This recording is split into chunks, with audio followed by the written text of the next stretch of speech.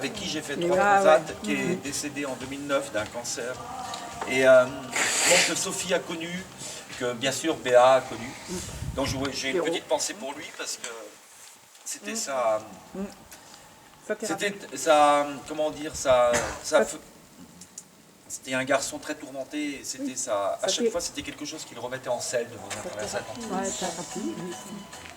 Mais ces tourments l'ont emporté. Bon voilà, un petit mot pour Philippe parce que il est en photo sur sa photo quand il a fait sa première transat avec moi. Et puis voilà, en cherchant parce que j'ai depuis 6 mois, j'ai beaucoup cherché mes anciens équipiers sur internet. Et malheureusement, j'ai découvert que certains étaient décédés, dont Sergei, qui était un russe, enfin un américain d'origine russe et qui est décédé il y a un an, en 2017. Et bon, ça m'a fait un choc, je n'avais pas de nouvelles de lui, mais bon, quand on cherche les gens, on peut s'attendre à ce que... Bon, je veux pas casser l'ambiance. C'est trop tard. Non, mais...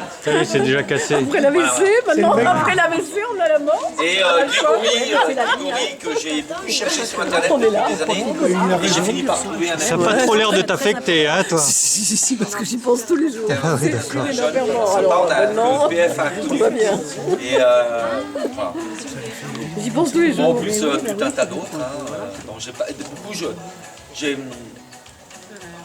beaucoup d'équipiers, je n'ai pas pu les retrouver. Particulièrement tous les équipiers, à part Jean-Marie, avec qui on est resté plus ou moins en contact pendant ces 30 dernières années. Mais on était 8 à bord et je n'ai pu retrouver aucun des 7 autres. Ils doivent être morts. Des 6 autres qu'il a passé par-dessus. Vous disparez.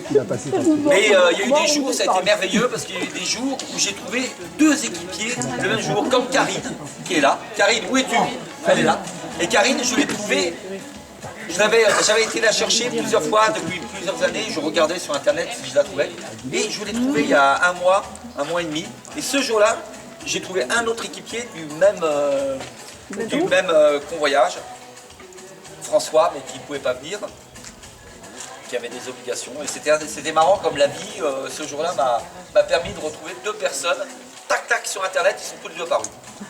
Et alors que ça soit François ou Karine, pendant des années, ils n'apparaissaient pas. Est-ce que je peux...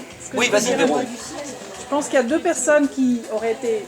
Ça aurait été super qu'elles soient là ce soir. C'est les 2 personnes qui lui ont sauvé la vie. Ah oui. Tu peux nous dire les prénoms? Ah oui. Une histoire. Comment c'est pour eux? Il faut le ménager aussi. Tu le ménages pas. C'est Tanguy et Delphine. Oui, Tanguy et Delphine. Tanguy est parti, il part demain ou après-demain pour Newport, traverser l'Atlantique sur le JP54, donc il ne pouvait pas venir et je sais qu'il aurait vraiment aimé être là. Et ben c'est grâce à Tanguy, je suis là. On est là aussi. Merci, Tanguy.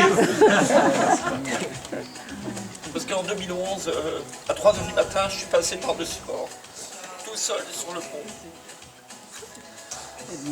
Et j'ai pensé que c'était la fin. Et t'as crié. Et en fait, bon, ben, j'ai pensé à mes enfants. C'était l'anniversaire de Maïla, alors je dis non, là c'est pas possible. Je ne peux pas disparaître le jour de l'anniversaire de Maïla. Il aura pas pu. Et donc, pour la petite histoire, je me suis mis à hurler.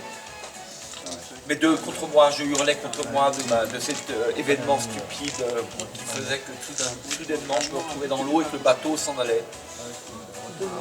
Et j'ai tellement hurlé que j'ai réveillé mon équipage. Ils étaient déjà loin. Ils dormaient bien en plus. Oui, ils dormaient bien. Et il y avait le moteur, on était voile et moteur et on marchait à 8 nœuds. Et donc je les ai réveillés. Alors, ce qui était intéressant, c'est que j'étais bouffé par les méduses, parce que vous savez tous que la nuit, les méduses remontent des grandes profondeurs et viennent à la surface. Et alors j'étais brûlés par les méduses de tous les côtés. Et à partir du moment où j'ai vu qu'ils étaient réveillés, j'ai parlé aux méduses, je leur ai dit écoutez, il n'y a pas de problème. Mais moi je vais m'en sortir. Alors ça me fait plus rien. Cassez-vous les méduses. Rien fait. Ouais, j'aurais vraiment aimé que Tanguy soit là, mais bon voilà, il a du boulot. Je lui ai mis le JP54 en main et maintenant c'est lui qui travaille dessus. Et donc voilà, il fait la course Newport Portsmouth là, qui part dans quelques jours avec Jean-Pierre Dick, Jean JP, aussi un autre JP.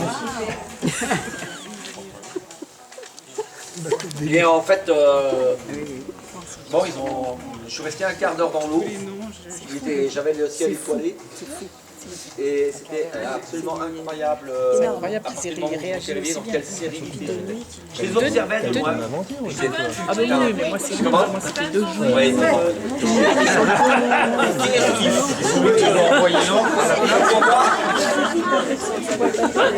Alors, ce qui est marrant, c'est non, mais ce qui est très marrant, c'est que je suis tombé en retendant la retenue de baume. Et en fait, c'est mon nœud de chaise qui a lâché. Et bon, ça fait 40 ans que je fais, 50 ans que je fais des nœuds de chaise, et ben celui-ci l'a lâché au moment où j'étais en train de retendre la retenue de baume. Je suis passé par-dessus bord. Et mais j'ai gardé le bout à la main, c'est une amarre, je l'avais à la main. J'avais mon laserman et l'amarre. Et j'étais là, putain, mais un laserman, ça sert à rien quand on est au milieu de l'eau. Il n'y a plus rien. On est tout seul. Ça serait mieux si j'avais une lampe, ça serait mieux si j'avais une balise de détresse, ça serait mieux, mais le laserman. Portable étanche. Voilà. Et j'avais l'amarre dans la main. Et je ne l'ai pas lâché parce que bon, je viens d'une éducation où on ne jette rien.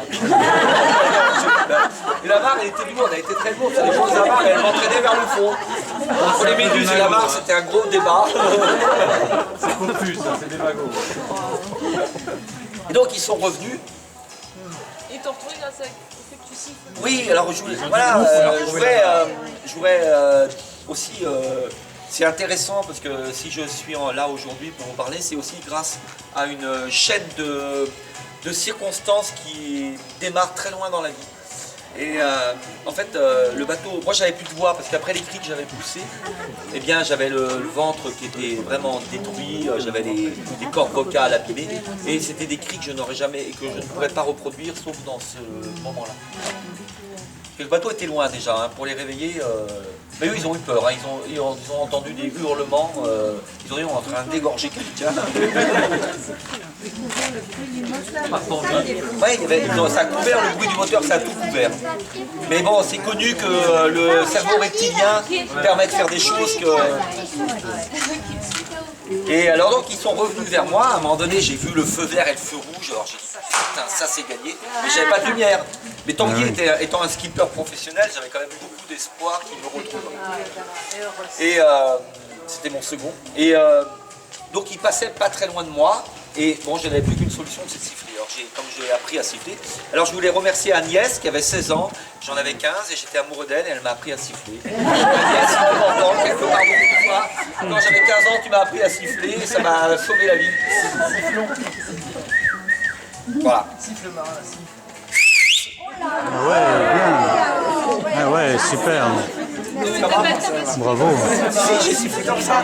Et donc dans le noir, eh bien, ils ont entendu mon sifflement et ils étaient voilà. Et puis, alors, non, je finis l'histoire de la mare parce que voilà, ils avaient une lampe torche et puis Tanguy, quand il est arrivé derrière moi, je suis arrivé à l'arrière du bateau et Tanguy m'a dit je te donne la marre. Je lui ai dit non, prends la marre. Et lui, il disait putain, je ne l'ai pas encore donné, il veut déjà que je la prenne. Il ne savait pas ce qui m'était arrivé. Je lui ai dit mais qu'est-ce qu'il devait... Il m'a dit mais je me demandais ce que tu foutais avec une amarre dans l'eau. Alors je suis remonté à bord. Delphine a fondu en larmes parce que c'était trop énorme pour lui, ce qui est pour elle, ce qui est normal. On s'est fait des hugs, des gros câlins. Et puis j'ai dit à Tanguy, bon ben on remet les voiles et on repart. Et on a remis les voiles et on est reparti.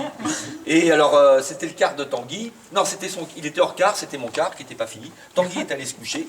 Il a dit bon ben je vais me coucher. toi, bon, t'es tombé à l'eau, on te récupère, puis on va se recoucher, on continue. Et 5 minutes après, il est ressorti de sa cabine, il dit, je crois pas que j'arriverai à dormir. Et on a passé toute la nuit à discuter et voilà, de tout ce qui s'était passé. Et Delphine nous a dit, mais putain, vous avez remis les voiles. Je lui ai dit, Delphine, qu'est-ce que tu voulais qu'on fasse? On n'allait pas attendre que le jour se lève. On a un bateau à livrer, on remet les voiles, quoi. Conscience professionnelle. Ils ont quand même mis du temps, ça du tour. Ouais, c'est un moment incroyable pendant quelques fractions de secondes, d'imaginer que c'est la fin de sa vie. Tu peux dire que tu as eu une bonne étoile. Oui, mais j'en ai souvent eu, et j'en ai toujours d'ailleurs. Ce soir, j'ai encore une bonne étoile. Alors tu vois, vous voyez Tao et Marianne, hein, il faut lui apprendre à siffler. Voilà. Il faudra lui apprendre À siffler au petit palais. Mais ça a été un événement d'ailleurs quand même qui m'a beaucoup fait réfléchir, parce que ça faisait 30 ans que je naviguais dans une insouciance qui pendant quelques années a disparu parce que on croit toujours que ce sont les autres qui tombent à l'eau. Et là je me suis dit, oh, putain, ça n'arrive pas qu'aux autres. Et ça m'a fait réfléchir sur le port du gilet de sauvetage la nuit, et c'est quelque chose d'assez incroyable parce que en fait les choses se dilettent avec le temps. Délètent avec le temps. Oui, dilette. Délite, voilà, Aidez-moi. Et en fait, j'ai repris des mauvaises habitudes depuis quelques années, mais pendant plusieurs années, j'ai obligé tous mes équipiers, gilet de sauvetage, sifflet. C'était interrogatoire, tu sais siffler, tu sais pas siffler, sinon c'était sifflet obligatoire. Tu sais faire un autre chaise. Voilà. Non mais le nœud chaise, bon ça serait trop long à expliquer, mais j'ai compris plus tard pourquoi c'est nœud chaise. Oui, et en fait c'était la façon dont j'ai fait pendant 30 ans des retenues de baume, qui en fait, ça présentait un risque, et cette nuit-là, eh bien ça n'a pas fonctionné. Et depuis, j'ai changé ma façon de faire les retenues de baume. Tu fais quoi comme nœud? Bah, je faisais un nœud de chaise. Mais maintenant, tu fais quoi? Bah, je fais toujours un nœud de chaise, mais...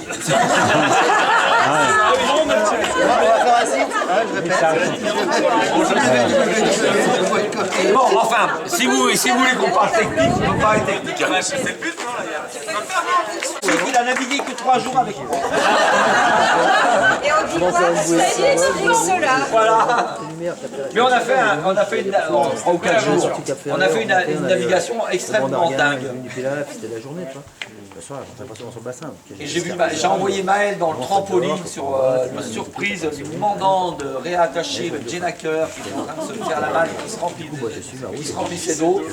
Et on avait à 2,50 m de houle auprès. Ça m'est arrivé de faire ça. Ouais, et Maël, il a passé 2 heures à essayer de rattacher on n'avait plus de pas de pilote et après j'ai passé 2 heures à barrer ce jour-là. Ouais, c'était une sacrée journée. Ah, une journée de dingue. Avec la... Non, la Frédéric, elle a mal, hein, c'est